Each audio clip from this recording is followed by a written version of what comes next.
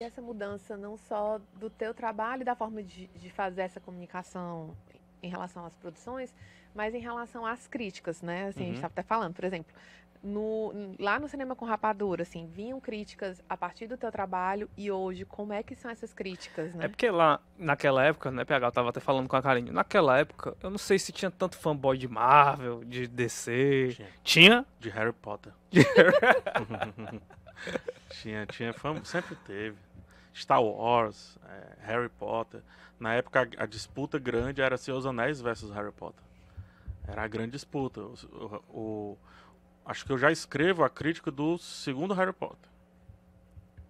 Deixa eu pensar. Terceiro.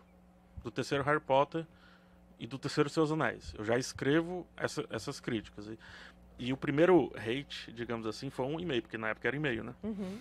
Um e-mail enorme, 3 laudas. Meu Deus, Escrevendo. dedicou, assim, né? Dedicou, porque falei mal do filme lá e tal, não sei o quê. E era do Harry Potter? Do Harry Potter, exato. E aí a pessoa pegou. PH, o que que tu falou mal do Harry Potter, pelo amor de Deus? Cara, eu acho que foi de uma crítica. Porque quando a gente lançava um filme, aí a gente fazia as críticas do filme antes, quando era esse filme de franquia. E foi sobre o primeiro filme. E como eu já tava com o terceiro filme na cabeça, que é o que eu mais gosto, inclusive, aquele que volta o tempo, Prisioneiro. tudo. Prisioneiro de O Azkaban. Prisioneiro. Aí eu inocente. Fiz uma crítica muito comparativa, que é algo que não se deve fazer. Né? O filme é o filme, né? Não é os outros filmes. Eu fiz uma crítica muito comparativa. E aí acho que feriu muito. E aí a pessoa pegou as minhas críticas de Seus Anéis, que são todas elogiosas. E aí foi tipo pegando. Fez uma compilação, fez um fichamento, assim. Deu vontade de dizer, cara, publica isso aí na tua faculdade, porque vai dar, vai dar uma nota aí. Fez um fichamento e tudo. Aí eu respondi, ó, tem outros críticos aí e tal. Coloquei links para outros críticos. Até o meu professor de crítica na época, que era o Celso Sabadin, coloquei a crítica dele. Da Isabela Boscov, que faz sucesso hoje, né? A Isabela, ela publicava na Sete, revista 7 de cinema que eu acompanhava. Eu disse, ó, a 7 desse mês saiu a matéria lá do Harry Potter. Dá uma olhada. A pessoa respondeu, não, eu sou muito teu fã, só queria mesmo falar contigo. Mas esse nível de hate, você acha que então permanece o mesmo? Ou Não, aumentou? é diferente. É diferente. Até o alcance também, né, PH, assim. O alcance, eu acho que do mesmo jeito que o conteúdo, que a produção de conteúdo, eu acho que está um pouco mais fugaz, dada a facilidade de produção, que a gente já conversou sobre, a resposta a esse conteúdo também está muito mais fugaz. Mas, mesmo assim, o volume também é maior. Então, tudo que se aplica à facilidade do conteúdo, que é o conteúdo fugaz, mais conteúdo sendo produzido, tem comentários mais fugazes, mais comentários sendo produzidos, né? Então é a quantidade que aparece. Mas desde essa época eu já pensava, ó, se tem uma pessoa falando isso, tem outras 10 querendo falar. E até hoje eu penso assim também. Por Mesmo isso que menino lá ouvindo, Sempre. recebendo um hate. sempre pensava Pois assim. foi ótimo, porque eu me lembro que a primeira matéria que eu fiz, teve umas matérias que eu fiz, e eu não me lembro direito qual era não, mas, cara, uma pessoa escreveu um comentário que eu fiquei acabada. Hoje em dia, eu não costumo olhar, tipo, comentário de Instagram, essas Mas eu coisas. fiquei acabado. Mas eu fiquei, meu pai do céu, por que a pessoa tá fazendo isso? Ela não sabe nem como foi pra chegar até aqui. Né? Eu acho, eu sempre acredito muito no processo. Eu acho, não sei se foi na TI ou antes da TI, em algum momento aí, eu acredito muito no processo, muito.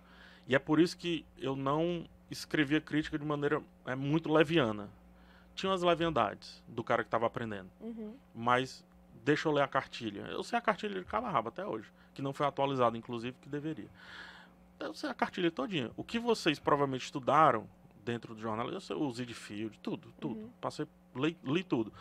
Porque eu acredito muito no processo. Acredito que as coisas muitas vezes tem que ter o formato, o método, para se encaixar em algo. Porque senão é só um monte de palavra junta.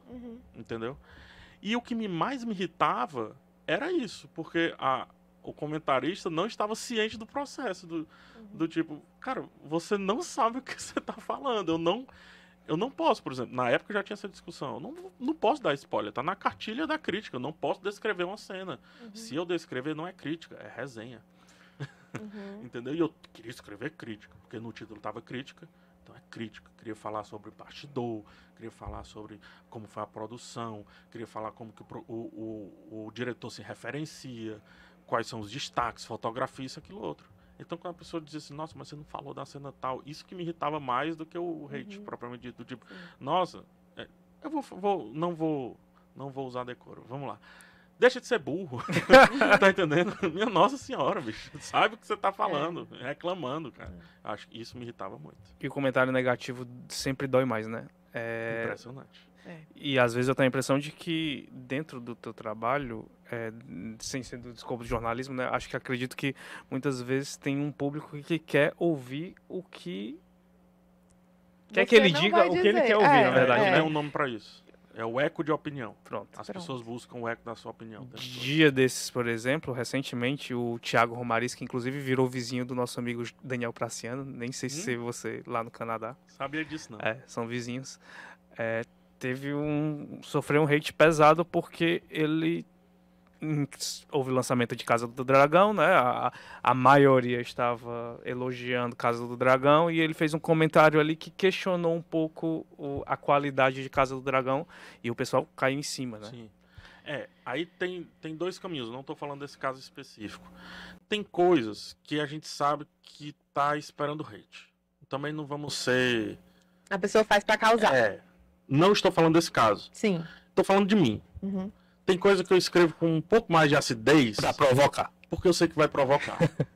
Uhum. E porque... Aí, nesse ponto específico, a provocação, obviamente, me passa. Mas por que eu faço essa provocação? Porque também é marketing. Sim. Né? Também é marketing. Tem coisas que são tão vazias, filmes, séries, ou acontecimentos, quer que seja, que são tão vazios, que eu acho que só o sarcasmo, a acidez... Vai valer a pena. Vai valer a pena para você gastar saliva com aquilo dali.